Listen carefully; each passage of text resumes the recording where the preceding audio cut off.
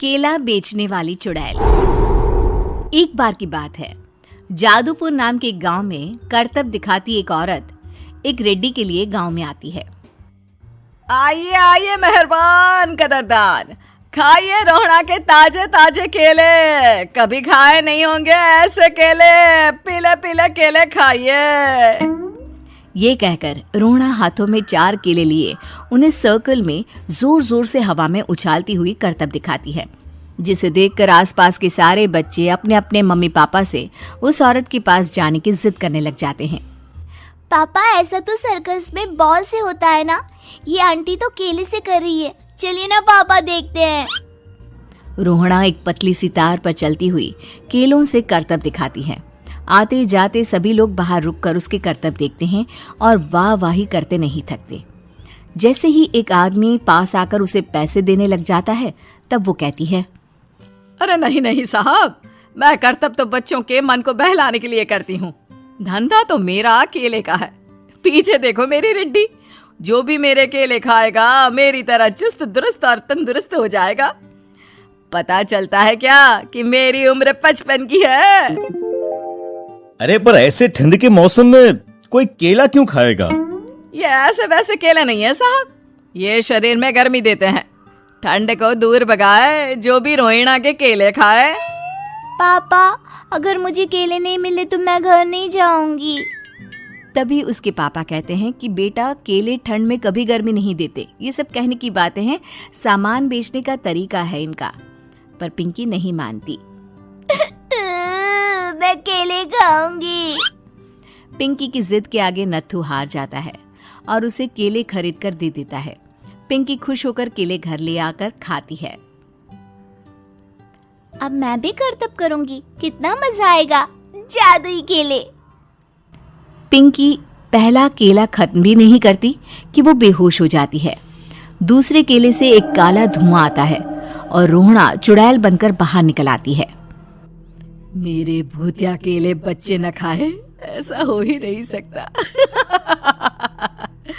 जादूपुर वालों, कब तक बचोगे? आ गई हूं मैं रोहड़ा, जिसका कोई नहीं कर सकता सामना। रोहड़ा पिंकी को गोद में उठाकर काले धुएं में कहीं गायब हो जाती है। शाम के वक्त नत्थू घर लौटता है और पिंकी को घर में ना पाकर उसकी माँ से कहता है, माँ पिंकी कहाँ है? अरे बेटा, उसे तो तू सुबह करतब दिखाने ले गया था ना, फिर कहाँ वापस आए तुम दोनों? मुझे लगा तू उसे अपने साथ मंडी ले गया होगा। हे भगवान, मेरी बच्ची कहाँ गई? मैं उसे घर ही तो छोड़कर गया था माँ। नत्थू गांव के घर कोने में अपनी बेटी को ढूंढता है, पर उसे वो कहीं नहीं मिलती। परेशान होकर आखिर रो रो कर नत्थू हिम्मत हार कर घर लौट आता है। अगली सुबह रोहड़ा फिर से करतब दिखाने आती है और इस बार पिंकी की तरह रोनी केले खरीद लेता है। 50 रुपए दिए थे पापा ने, सारे पैसों की मैंने केले खरीद लिए हैं। अब मैं भी आंटी की तरह ही करतबबाज बन जाऊंगा। यही सोचते हुए रोनी केले खाता है और पहला अकेला केला आधा खत्म भी नहीं करता कि चुड़ैल उसके सामने आ जाती है। मेरे साथ चलने का समय आ गया है रोनी। ये तो बस शुरुआत है।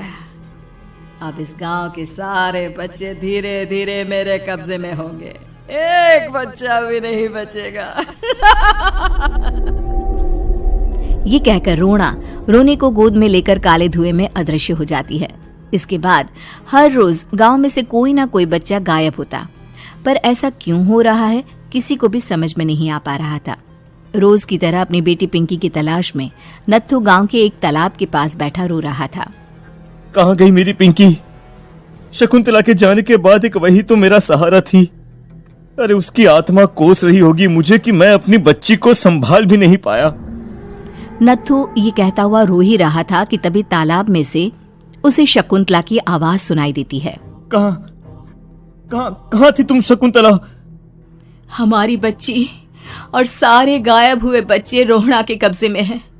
वो बच्चों को जो केले देती है उससे बच्चे बेहोश हो जाते हैं और उसके कब्जे में आ जाते हैं और वो उन्हें ले जाकर काली दुनिया में ले जाती है। पर वो ऐसा क्यों कर रही है? ये मैं नहीं जानती, पर उस दुनिया का रास्ता मैं आपको बता सकती हूँ। जहां ये नदी खत्म होती है वहां एक केले का पेड़ है, उसके नीचे एक दरवाजा है, वहीं से रास्ता जाता है उस दुनिया का। ये कहकर शकुंतला की आत्मा गायब हो जाती है। गांव के सभी लोग झुंड बनाकर उसी रास्ते से काली दुनिया में चले जाते हैं और वहां देखते हैं कि सारे बच्चे वहां काम कर रहे थे।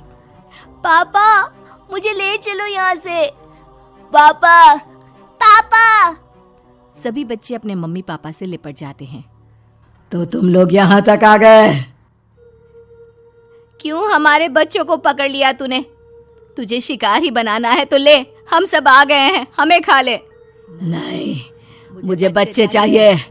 मेरे बच्चे के बदले तुम लोगों के बच्चे। क्या मतलब? मैं इसी गांव में रहने वाली एक औरत थी। केले की चोरी के इल्जाम में मेरे बेटे को गांव वालों ने इतना मारा कि वो मर गया। उसी दिन मैंने ठान लिया कि गांव वालों का भी वही हाल करूंगी। कुछ दिन बाद बेटे के चले जाने के दुख में मैं भी मर गई और मेरी भटकती आत्मा एक चुड़ैल बन गई। और फिर मैंने बदला लिया तुम सबके बच्चे छीनकर। बर्दाश्त नहीं कर पाए ना? सोचो मुझ पर क्या बीती होगी। हमें माफ कर दो रोना। पता नहीं ये किसकी गलती थी, पर हम सभी माफी मांगते हैं। हमारी खुशियां लौटा दो, तुम भी तो एक माँ हो। गांव वालों की बात सुनकर रोना का मन पिघल जाता है और वो बच्चों को छोड़ देती है। उसके बाद काली दुनिया बच्चों के लिए जादुई दुनिया बन जाती है। अब कोई भी कभी भी वहां आ जा सकता था।